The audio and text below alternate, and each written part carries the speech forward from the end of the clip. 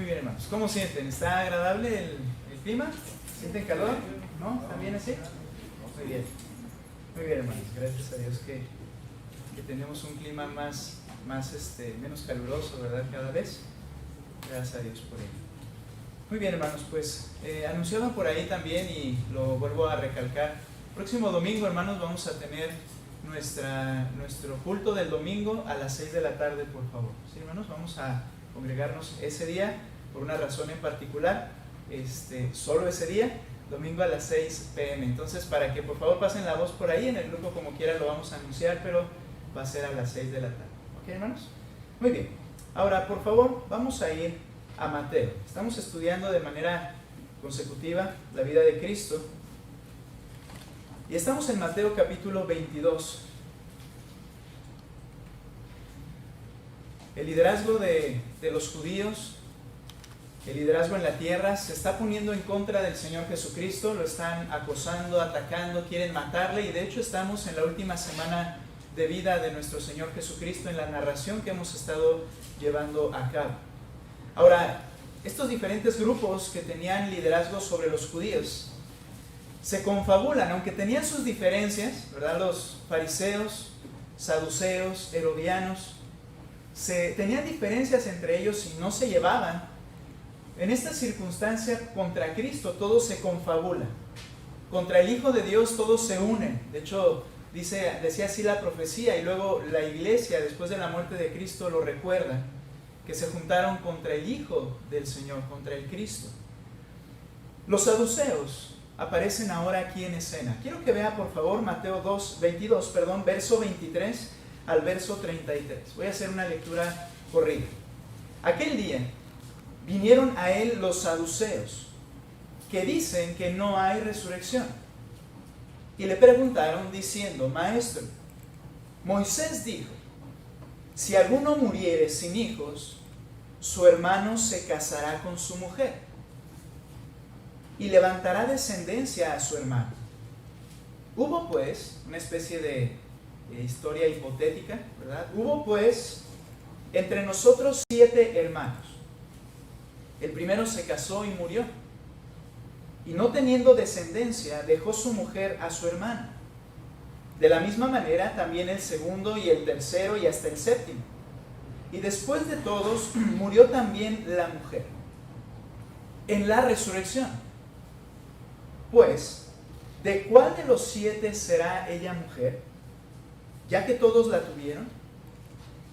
Entonces, respondiendo Jesús les dijo: erráis, ignorando las Escrituras y el poder de Dios. Porque en la resurrección ni se casarán ni se darán en casamiento, sino que serán como los ángeles de Dios en el cielo. Pero respecto a la resurrección de los muertos, ¿no habéis leído lo que os fue dicho por Dios cuando dijo: yo soy el Dios de Abraham, el Dios de Isaac y el Dios de Jacob? Dios no es Dios de muertos, sino de vivos. Oyendo esto, la gente se admiraba de su doctrina. Los saduceos, que son los que aparecen ahora aquí, era la élite de la clase sacerdotal de los judíos en el tiempo del Señor Jesucristo. Era una secta realmente muy reservada, en el sentido de que solamente personas de élite, y ahorita vamos a explicar a qué nos referimos con ello, formaban parte de esta secta. Se cree que esta secta, en el mejor de los casos, surgió desde Sadoc, y de ahí lo de saduceo, que fue el sacerdote en el tiempo de Salomón, y que a partir de ahí se mantuvo una genealogía hasta el tiempo de los macabeos, el tiempo en que ya no hubo profetas, y ahí es donde surge como secta los saduceos. Pero se dice que es probable que venga desde Sadoc, que fue el sacerdote en el tiempo de Salomón. Ahora, esta secta judía empezó negando todo lo que no tuviera expresamente una revelación en la letra de las Escrituras. Es decir, a diferencia de los fariseos, que los fariseos seguían las doctrinas también de los ancianos, las interpretaciones de los rabinos, y practicaban todas estas cosas, los saduceos decían que ellos solo se apegaban a la letra de la ley de Dios, del Antiguo Testamento. Era lo único que ellos iban a creer, lo que la ley decía, lo que las Escrituras del Antiguo Testamento decían. Sin embargo, en el periodo del gobierno, el imperio griego, esta secta adoptó la influencia en filosofía griega, particularmente la filosofía de Aristóteles, el que es llamado el padre de la lógica. Y entonces no aceptaban ahora nada que no fuese demostrado racionalmente. ¿Ok? Entonces ahora no era la ley solamente, sino si eso que me estás enseñando es racional y comprobable, lo voy a creer. Si no, no. Y por tanto negaban la resurrección. Negaban la retribución, que Dios un día dará el pago a cada uno conforme a sus obras. Negaban la inmortalidad. Negaban la existencia de ángeles y negaban la existencia de demonios, de todo espíritu. Negaban también que Dios se ocupara de nuestras conductas, sino que ellos decían que el sufrimiento solamente era el resultado de nuestros actos. Ellos habían hecho aquí un sincretismo, una mezcla entre la ley de Dios, pero con la filosofía griega. Esta secta entonces consideraba y se consideraba a sí misma como los sabios, y se esforzaban en el crecimiento intelectual, porque como dijo Aristóteles, la felicidad humana proviene de razonar. Él decía que eso era el todo del hombre, razonar y crecer en el intelecto. Por tanto, ellos se esforzaban a ser sabios, letrados. Se esforzaban a sí mismos también en lo material, y llegaron a ser la clase acomodada de los judíos. De ellos, de hecho, dependía el gobierno político judío. Se relacionaban con los Herodes y con el imperio romano, y los sacerdotes eran saduceos. Por eso Anás, por eso su gran mercado que instauró en el templo y que el Señor echó fuera del patio de los gentiles. Porque para ellos eso era la vida. Ahora, ¿por qué vinieron y se opusieron contra Jesús? ¿Cuál es la razón de estar en contra de Él? Porque Jesús y su doctrina atentaba contra sus intereses. Se consideraban justos, pero Jesús dijo que vino a buscar a pecadores y no a justos. Su búsqueda era la comodidad terrenal, y Jesús enseñó que el que salve su vida en esta tierra la perderá.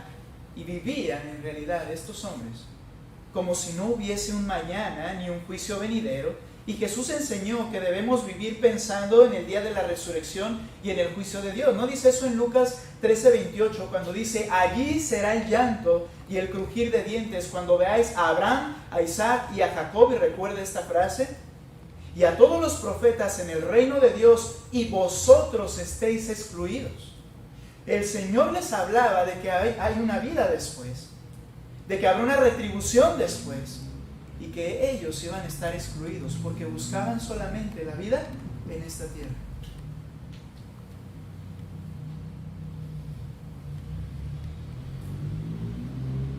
Nuestro tema hoy, en esta mañana, es viviendo a la luz de la resurrección. Viviendo a la luz de la resurrección. Los saduceos vienen con una historia. 7 hermanos entre nosotros que tuvieron, el primero tuvo una esposa, quizá podemos imaginar que el mayor, ¿verdad?, tuvo una esposa, pero no tuvo hijos y va a morir, y entonces su hermano siguiente toma a esa mujer, el soltero, se casa con ella, y así los 7, pero no hubo descendencia, y al final fue esposo de todos, esposa de todos, ¿verdad?, antes de que ellos murieran, y al final muere ella. Ahora, cuando ellos vienen con esta historia, la pregunta aparece en el verso 33. Les dicen los saduceos al Señor lo siguiente, en el verso 28. En la resurrección, pues, ¿de cuál de los 7 será ella mujer, ya que todos la tuvieron? La pregunta radica en cuanto a la resurrección, pero como ya mencionamos, ellos negaban la resurrección. Es muy probable que lo que estaban haciendo ellos era utilizar a Moisés para mostrar su punto, que lo más importante es la vida en esta tierra, ¿Cómo?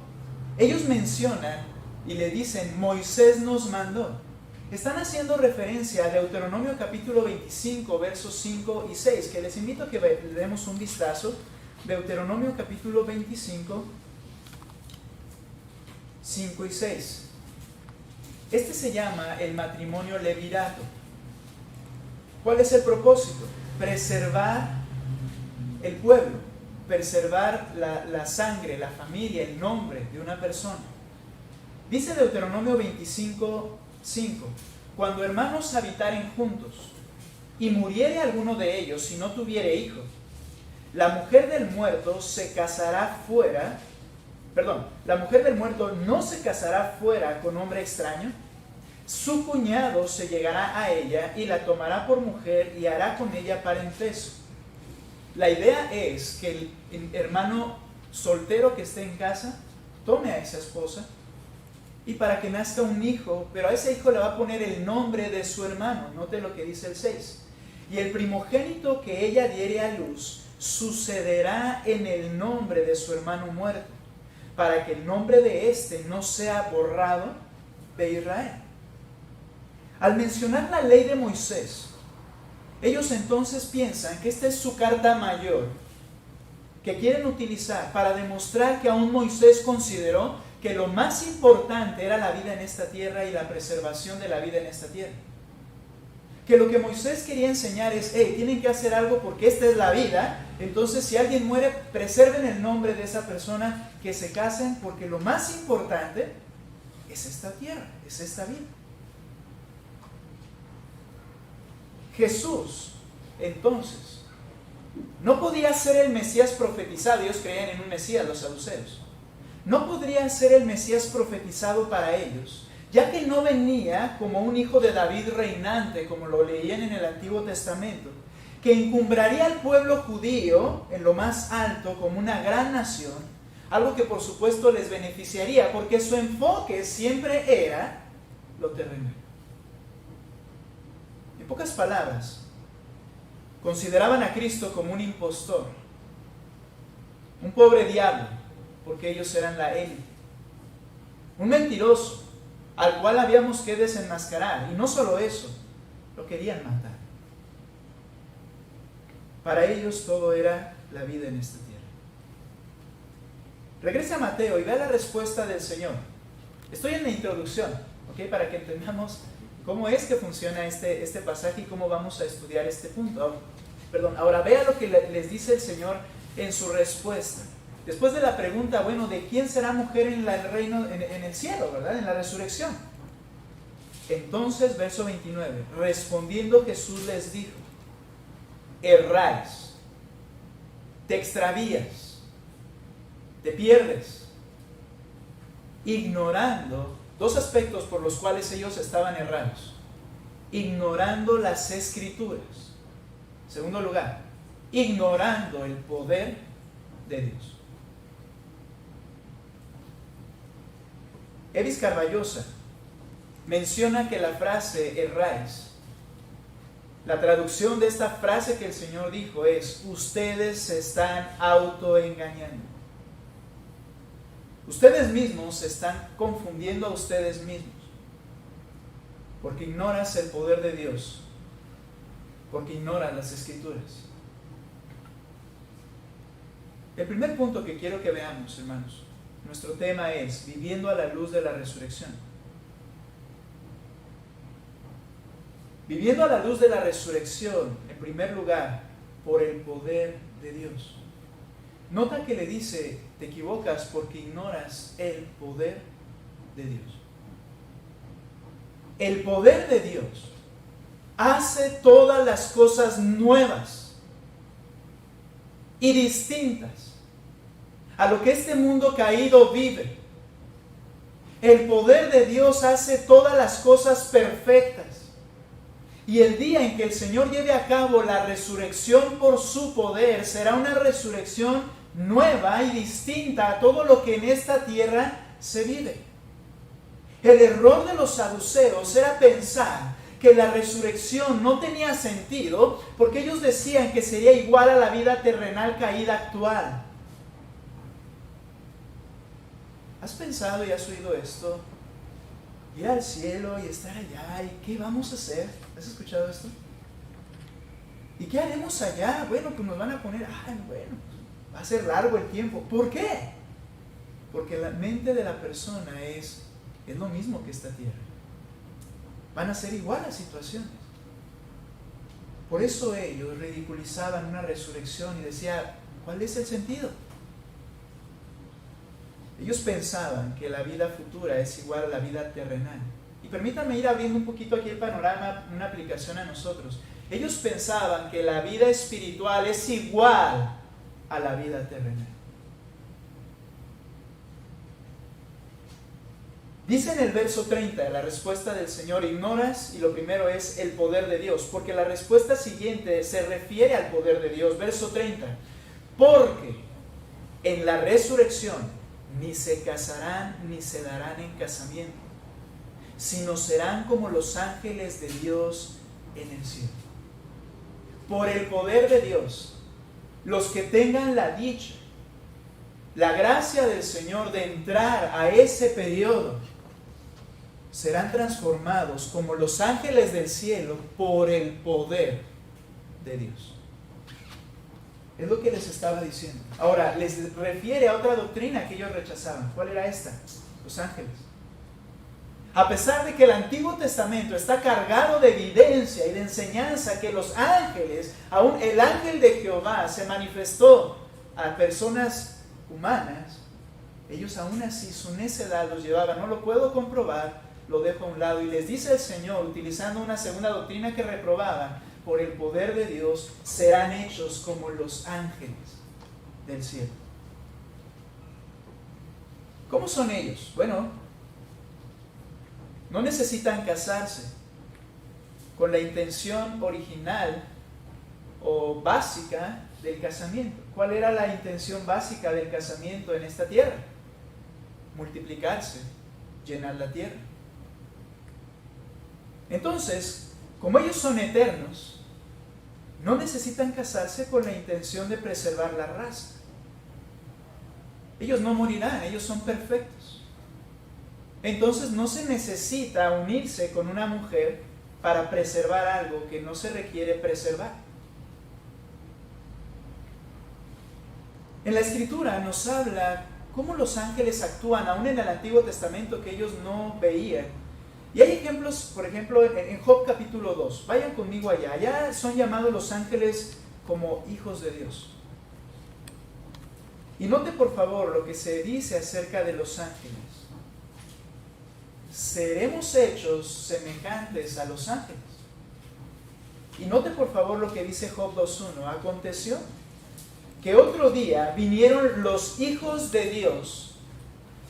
La referencia es los ángeles.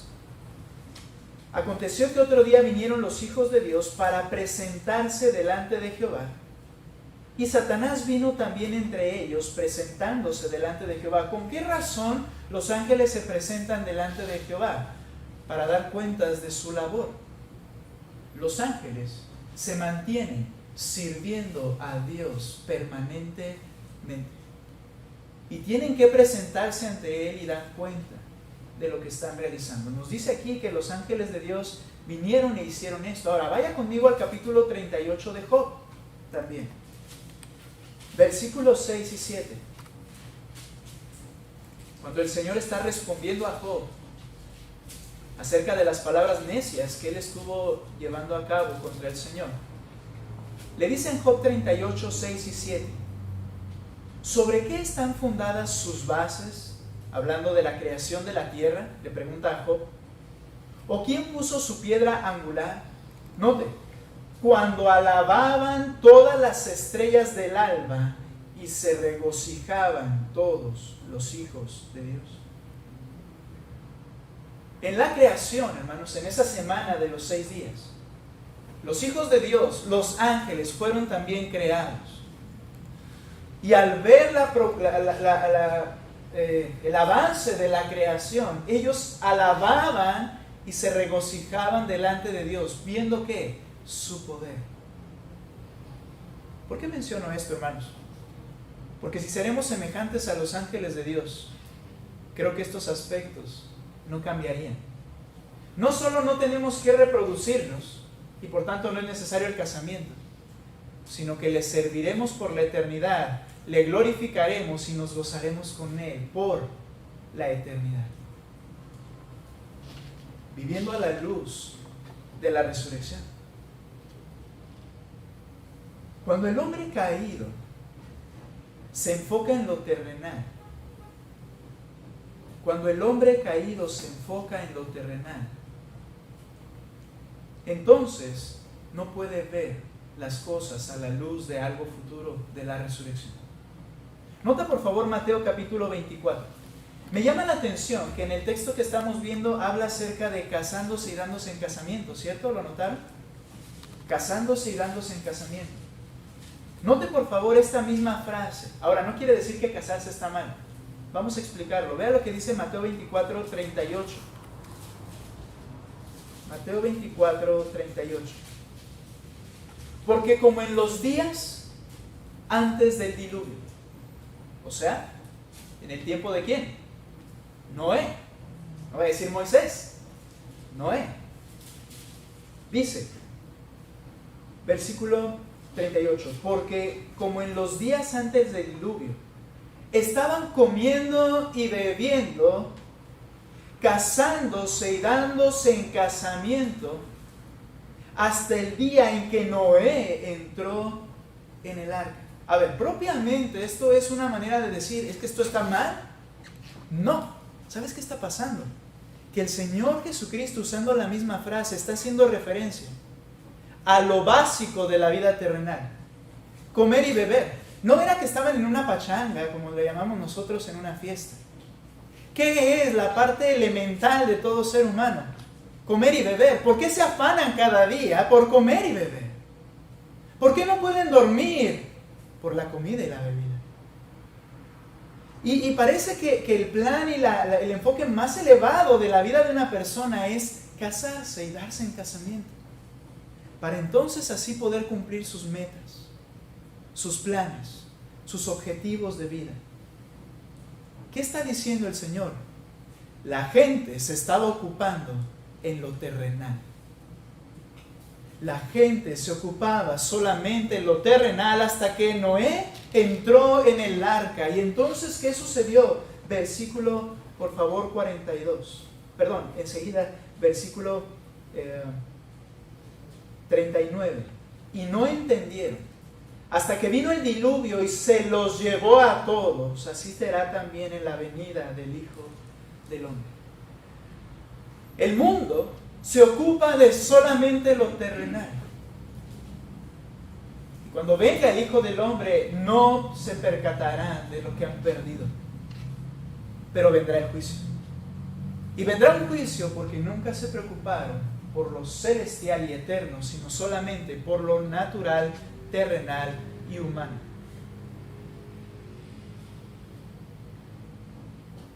Es por ello que el Señor alienta a los que han creído en Él.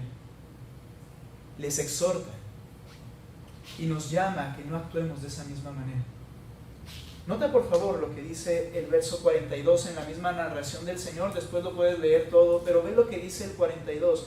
Velad pues, así como Noé estuvo atento a lo que tenía que hacer para entrar en el arca, le dice al creyente: velad pues, porque no sabéis a qué hora ha de venir vuestro Señor. Verso 45. En realidad esta invitación, este llamado es a todos, pero creo que el que lo puede entender solamente es el creyente. Y le dice también en el verso 45: ¿quién es pues el siervo fiel y prudente, al cual puso su Señor sobre su casa para que les dé el alimento a su tiempo? Bienaventurado aquel siervo al cual cuando su Señor venga le halle haciendo así. Hermanos, esto es un contraste. Está de manera antitética, es decir, contraria. Mira, comer, beber y dedicarse en la tierra es contrario a ser fiel y hacer lo que el Señor te mandó. Si eres fiel haciendo lo que el Señor te mandó, entonces cuando Él venga te recompensará y recibirá. Estar enfocado en lo terrenal, hermanos, es un pecado. Es un pecado para el creyente. Y es un pecado para el no creyente, pero quizás no se darán cuenta. Porque ellos solamente piensan en lo terrenal, no tienen otra cosa que ver ni que pensar. Pero iglesia del Señor, vivir enfocados en lo terrenal es un pecado, porque tu Señor no te llamó para eso. Pero ¿cómo vamos a hacer para comer y beber? Más buscar primeramente, en primer lugar, el reino de Dios y su justicia, y todas las cosas de las cuales se preocupan los gentiles que no conocen al Señor te serán añadidas. ¿Crees esto? Eso lo veremos cuando pasemos al segundo punto. Para vivir la vida a la luz de la resurrección es necesario entender que es por el poder de Dios. Estas personas simplemente no estaban tomando en cuenta a Dios. Y si usted va a Génesis capítulo 6, versos 5 y 6, cuando se está narrando esta historia, cuando está diciendo que Noé estuvo allí como trabajando en el arca, lo que Dios le mandó, la gente estaba dedicada a lo suyo hasta que llegó el agua.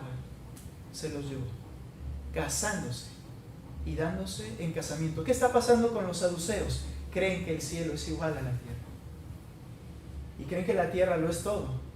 Por tanto, el cielo así también debe ser. Cuando nuestro enfoque está en lo terrenal, tenemos la perspectiva de las cosas de Dios y las eternas como las cosas de la tierra. Hermanos, esto no debe ser así. El creyente ha resucitado ya espiritualmente por el poder de Dios, por medio de la fe en el Evangelio de Jesucristo. Nota lo que dice Efesios capítulo 1. Nosotros vivimos un adelanto de esa resurrección, en el sentido de que hemos sido resucitados ahora ya con Cristo. Y ve lo que dice Efesios, por favor. Capítulo 1, voy a leer una lectura un poquito larguita aquí, verso 15. Sígame con su vista en el texto. Por esta causa, también yo, habiendo oído de vuestra fe en el Señor Jesús y de vuestro amor para con todos los santos. Miren, hermanos, esto es hermoso. Cuando yo amo a Cristo y su Evangelio, yo amo a la iglesia de Cristo.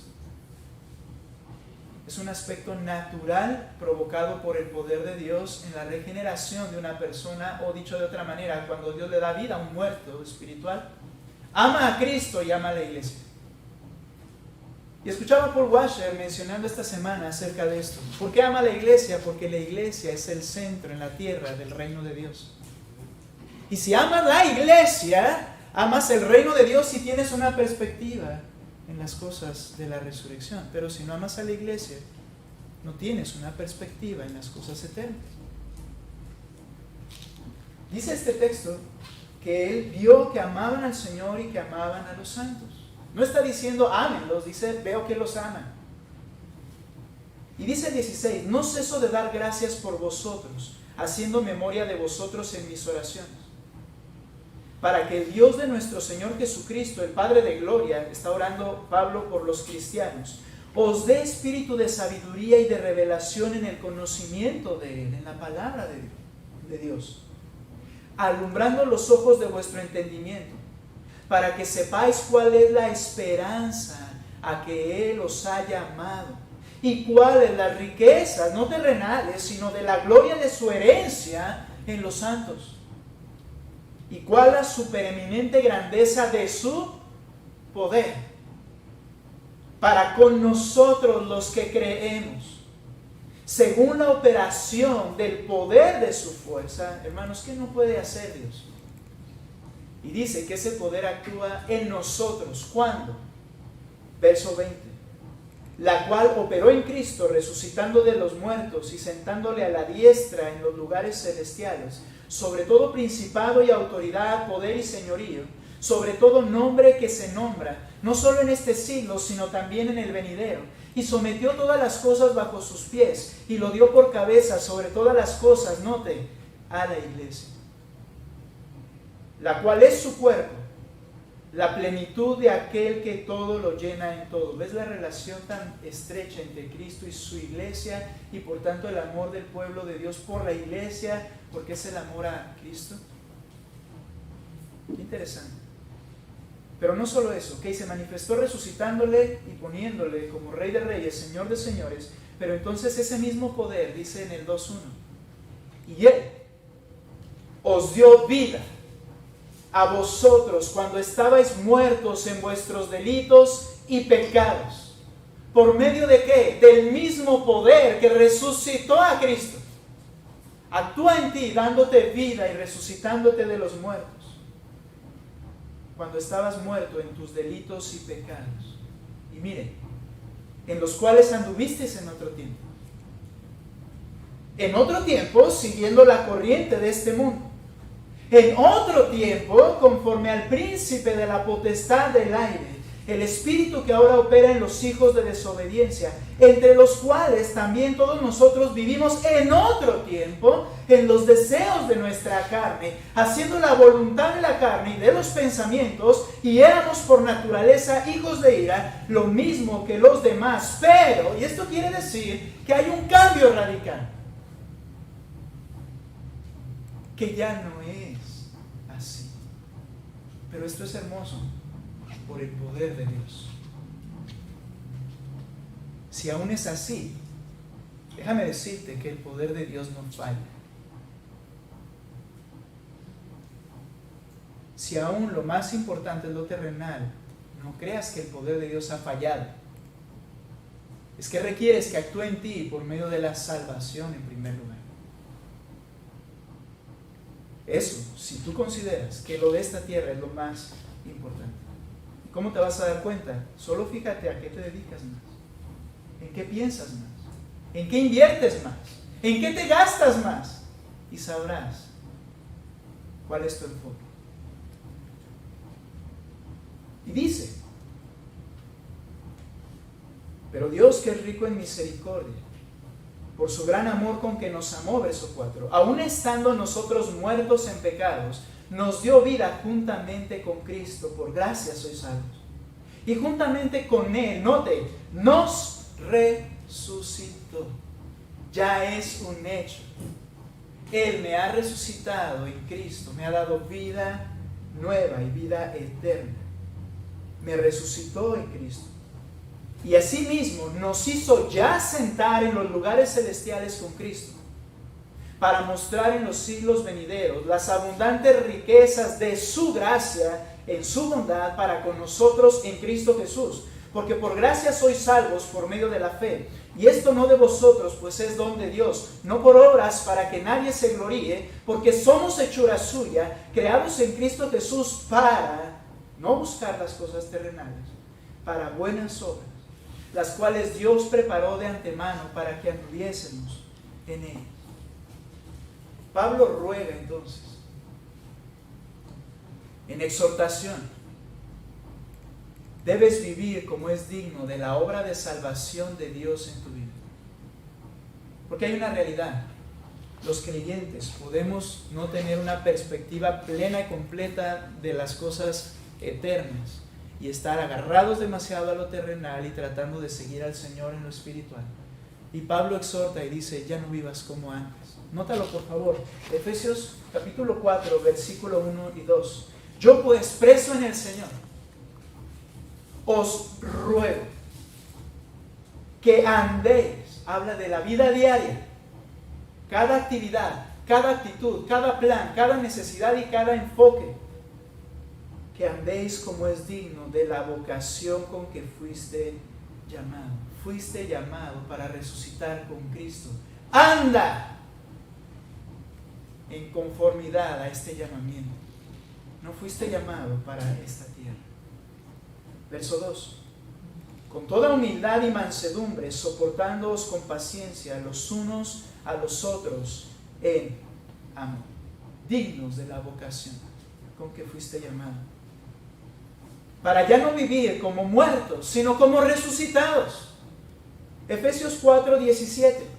Esto pues digo y requiero, con una autoridad mayor también, o una autoridad, yo requiero esto en el Señor, que ya no andéis como los otros gentiles que andan en la vanidad de su mente. ¿Qué buscan los gentiles? Buscan todo lo que Salomón buscó y alcanzó, y al final, ¿qué dijo? Vanidad de vanidades. Todo es vanidad. Dice Pablo, yo te reclamo hoy que ya no andes en la vanidad como andan los demás gentiles. Ya no busques lo que antes buscabas. Verso 20. Mas vosotros, andar en las cosas de este mundo no es, dice, mas vosotros no habéis aprendido así a Cristo. Si en verdad le habéis oído y habéis sido por él enseñados conforme a la verdad que está en Jesús. Mira, qué interesante. Cuando el evangelio es predicado, lo que la persona escucha en su corazón no es la voz del que está hablando, no es el texto que está siendo leído. Es Cristo que le llama y le dice, ven a mí, y la persona oye su voz, y las personas que le oyen son sus ovejas y le siguen. El que habla, por eso el poder del evangelio, el que habla es Jesucristo. Y dice Pablo, tú no oíste a Jesucristo enseñarte eso, ¿sí? Si es que has oído a Cristo. Si es que Él es el que te llamó y te enseñó cómo debes andar. Si es que, ¿qué quiere decir esto? Hay una condición. Porque si Cristo no te llamó, entonces quizá por eso pensamos que debemos vivir de esa forma. Y vuelvo a hablar, esto se refiere a la salvación. Dice el 22, en cuanto a la pasada manera de vivir, pasada, despojaos del viejo hombre que está viciado conforme a los deseos engañosos. Si es que habéis oído a Cristo, debes hacer morir el pecado en ti. Debes mortificar y no dar lugar a lo que tu carne quiere hacer, sino a lo que el que te llamó dice que hagas. Y dice el 23 y 24. Y renovaos en el espíritu de vuestra mente. Hablábamos de esto el jueves.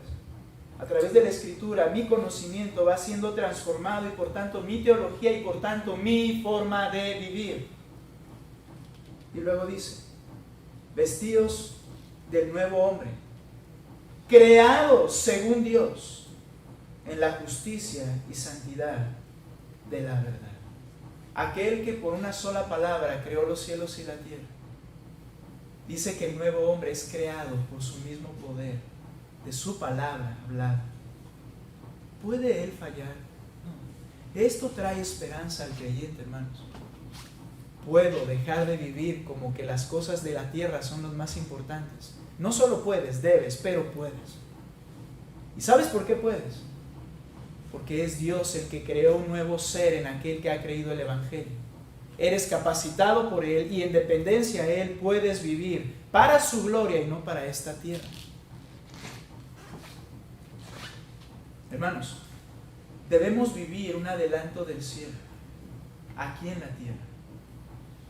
Debemos vivir como los ángeles, no para nosotros mismos, sino para Él. Primera de Pedro 4:3 dice lo siguiente: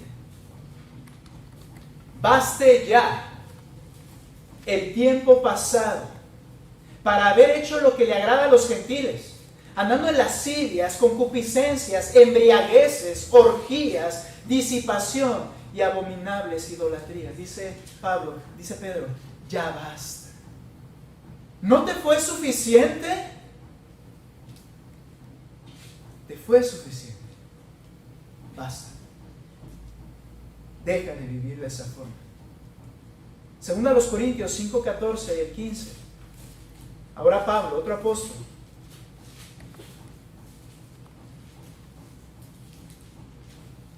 Porque el amor de Cristo nos constriñe, es decir, nos fuerza, nos empuja. El amor de Cristo nos constriñe pensando esto: que si uno murió por todos, habla de Cristo que murió por nosotros los salvos. Si uno murió por todos, luego todos murieron y por todos murió, para que los que viven, yo fui resucitado con Cristo, ya no vivan para sí, sino para aquel que murió y resucitó por ellos. ¿Para qué vives ahora? Para hacer la voluntad de Dios. para amar su reino, para poner tus ojos en la resurrección, para amar a la iglesia, servir a la iglesia, predicar a Cristo. Ya no vives para ti. ¿No te fue suficiente el tiempo pasado? Basta ya. Vives para el que murió por ti. Para Él vives. Y luego Pedro, en la segunda carta de Pedro, no vamos a ir allá, pero dice, con toda diligencia tienes que manifestar tu genuina salvación. Con toda diligencia tú tienes que mostrar que realmente eres un hijo de luz. No es una opción, porque corres un riesgo muy grande. El riesgo de estar como el saduceo, engañarte a ti mismo. Mejor muéstralo y tendrás gozo, paz y sobre todo vivirás para lo que fuiste llamado. Pero también al intentar mostrarlo, quizá te darás cuenta de que no, y hay solución. Ven a Cristo y Él te perdona, te salva y te regenera. Por eso el llamado es a mostrar. Vivimos para anunciar a Jesucristo, predicándolo y reflejándolo. Y alguien podría preguntar, ¿y qué de mis planes? ¿Y qué de mis ambiciones, proyectos, metas? Y solo voy a referir una frase que dijo Paul Washer en esta semana. Al infierno con tus deseos. Vives para Cristo. Vives para Cristo. Eso debe consumir tu vida, tu hablar, tu tiempo, porque vivirás la eternidad sirviéndole. Pero antes de eso vendrá un juicio en el cual darás cuenta por no haber hecho lo que Él te dijo que hicieras en esta tierra. Y la frase de al infierno con tus deseos, porque los que viven para sus deseos irán al infierno.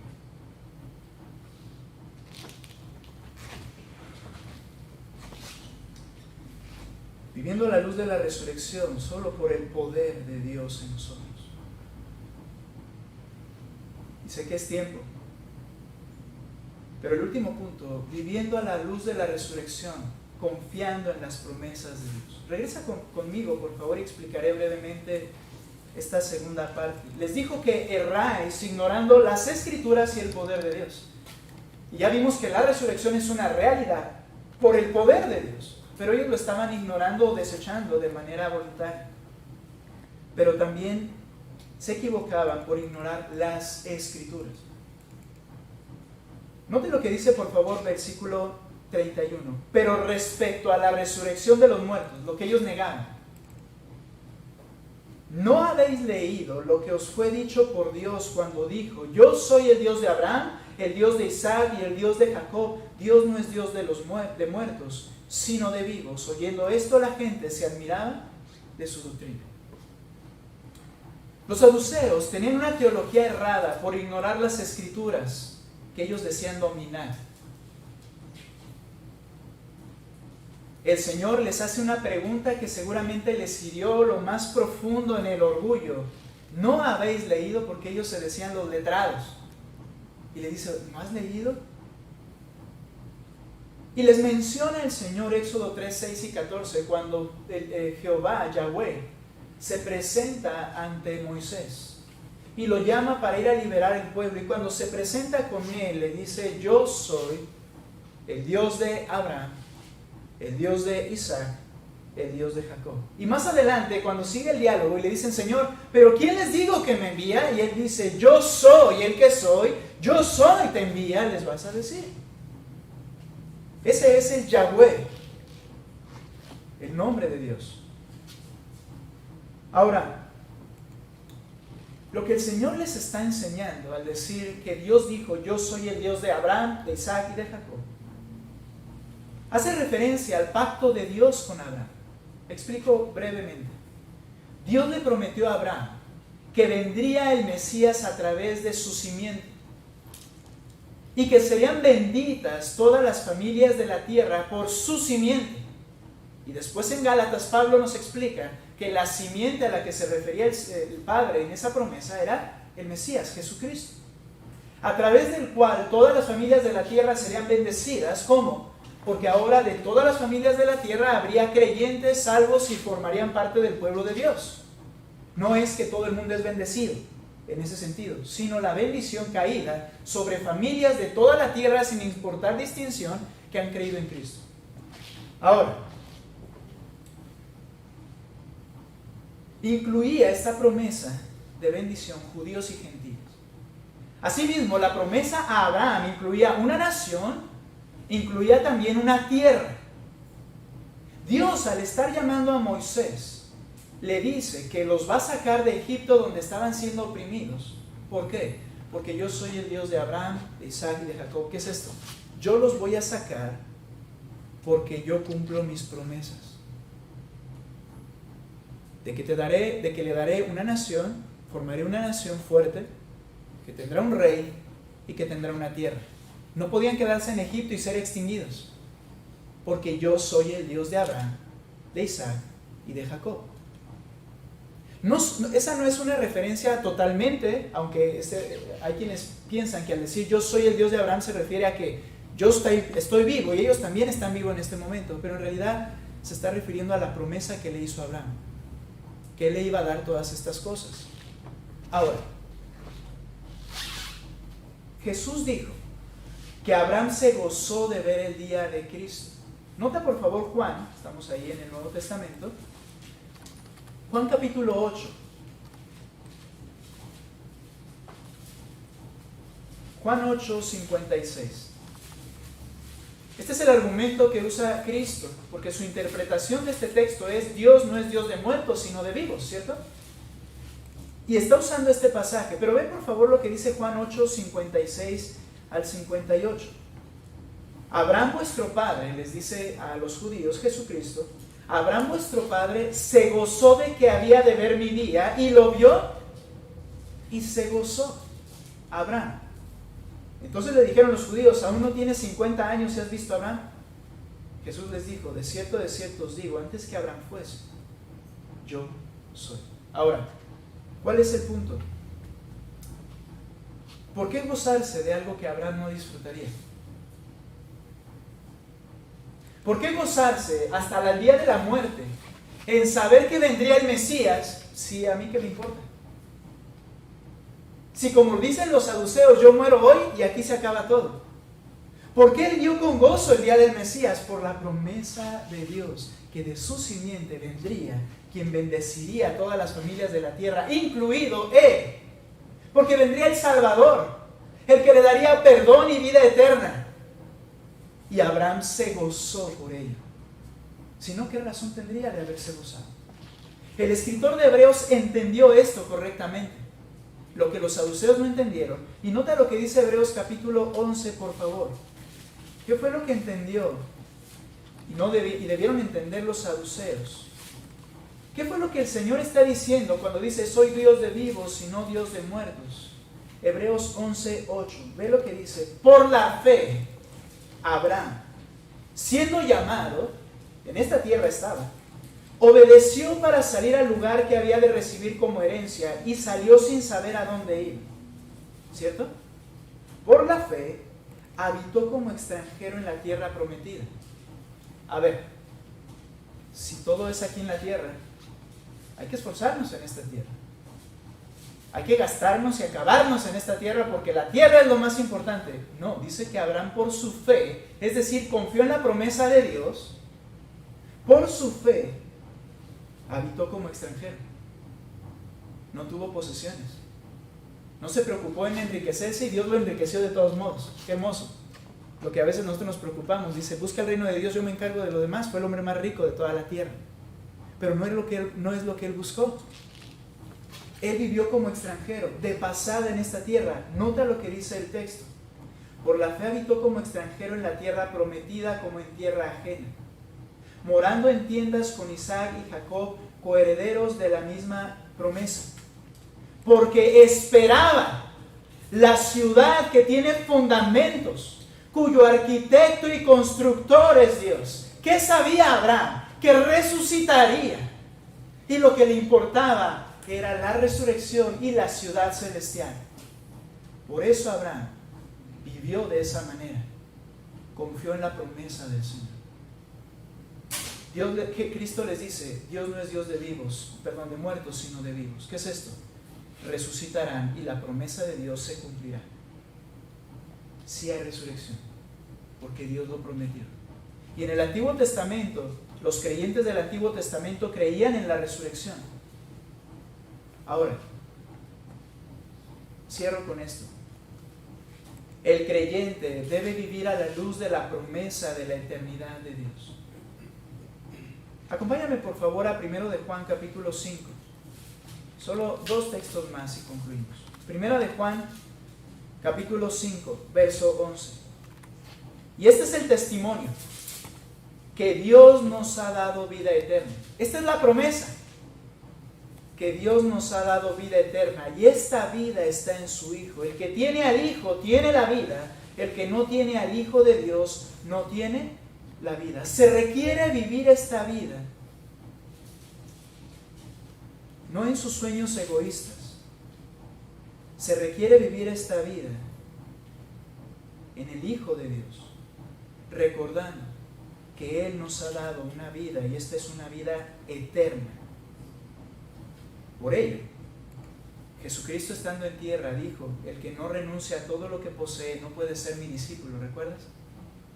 Lo vieron los saduceos y dijeron: estás loco, esto es mi vida, y procuraban matarlo.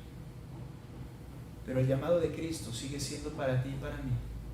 Lucas 14:33. El que no renuncia a todo lo que posee no puede seguirme. Y mis ovejas oyen mi voz y me siguen. Último texto, Hebreos 12:1, por favor. Para vivir a la luz de la resurrección debemos vivir confiando en la promesa de Dios de vida eterna que tenemos. Esto no es todo, hermanos. Esta tierra no lo es. Solo es para que aquí podamos dar un testimonio y adelanto de la eternidad en esta tierra. Quedemos pobres, seamos personas, y lo voy a decir así, que no alcancen las metas que el mundo establece como metas necesarias. Si tú iluminaste la tierra con Cristo, has cumplido tu labor en esta tierra. Pero si ganas el mundo y pierdes tu alma, ¿de qué te sirve? Cerramos con Hebreos capítulo 12, verso 1. Por tanto, después de haber hablado de Abraham y que por fe hizo todas estas cosas, comienza el 12:1 diciendo: por tanto, nosotros también, como Abraham, como Noé, como Moisés, como Sansón, como todos esos del Antiguo Testamento, tenían su mirada en la ciudad que viene. Nosotros también, teniendo en derredor nuestro tan grande nube de testigos, gente que logró hacerlo, despojémonos de todo peso y del pecado que nos asedia, y corramos con paciencia la carrera que tenemos por delante. ¿Cómo, Señor?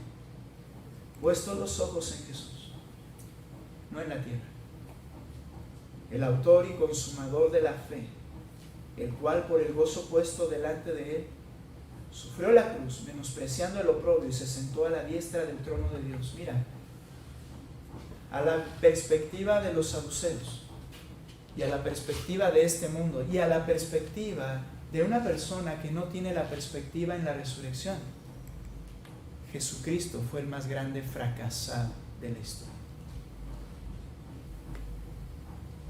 Vivió una vida perfecta, lo agarraron, lo inculparon, lo trataron como un asesino, lo mataron en la cruz y lo siguieron solamente 12 personas. Sin embargo, dice este texto que ese era su propósito, y por el gozo puesto delante de él, el obedecer a su Padre y glorificar a su Padre, lo llevó a cabo. ¿Cuál es ahora nuestro gozo puesto ante nuestros ojos? Cristo. Ese debe ser tu motivación. Él debe ser tu gozo, y debes hacer lo que Él te manda. Al hacer lo que Él te manda, no importa lo demás, Él te recibirá y dirá: bien, buen siervo y fiel. Sobre poco fuiste fiel, porque la tierra es lo poco, sobre mucho te pondré. Necesitamos vivir a la luz de la resurrección. Una vida aferrada a esta tierra es la evidencia de no estar viviendo a la luz de la resurrección. Solo el poder de Dios desplegado en la persona al creer el Evangelio de Cristo le hace vivir y comenzar a experimentar la vida eterna de este lado de la gloria, como los ángeles de Dios lo viven. Y esa vida solo puede llevarse a cabo confiando en las promesas de Dios. Vivamos a la luz de la resurrección. Vamos a orar. Señor, gracias, Padre, por tu palabra. Gracias, Señor, porque tenemos una esperanza viva, incontaminada. Una esperanza que no se marchita como se marchita este mundo y nuestra propia vida se marchita. Ayúdanos a vivir, a entender, Señor. Haznos convictos de este pensamiento, Padre. Consúmenos en nuestro interior hasta entender que vivimos para ti, Señor. Para tu gloria, para hacerte reflejar en esta tierra, para proclamarte con nuestros labios, para gastarnos nuestras fuerzas en ti, Señor. Que tu pueblo entendamos esto. Gracias por tu poder desplegado en nosotros. Gracias por tus promesas fieles. Todo sea para tu honra y tu gloria. En el nombre de Cristo Jesús lo rogamos. Amén. Necesitamos